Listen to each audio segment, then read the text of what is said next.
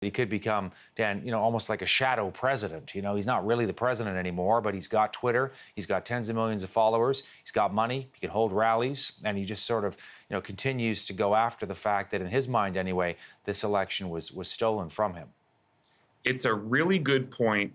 And when you think about Richard Nixon, even Nixon went quietly. After he left office in 1974, he gave some speeches, but he was pretty quiet. Almost every president stays silent. You think back, Jimmy Carter critiqued George W. Bush's administration, and people were worried that he was speaking out of turn. There's a real tradition, but as you said, there's just no chance that he will abide by it. In my view, he won't even show up and do a lot of the ceremonial things we expect during a presidential transition. That includes inviting the president-elect and attending inauguration. Yeah, so in other words, the whole transition of power, they could just choose to, to use an expression, kind of take their marbles and go home.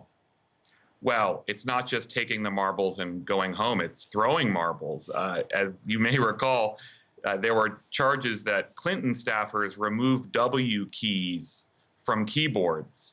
I think we're thinking about a lot worse here when you think about the damage that could be done during a transition, not just firing people, but destroying records and beyond. So I think there will be actually a lot of litigation and efforts to watch the Trump administration closely over these next few months. And one last thing before you go. I mean, when you hear the president say, I'm going to take this all the way to the Supreme Court itself. Well, he didn't go to law school. Cases do not begin in the Supreme Court.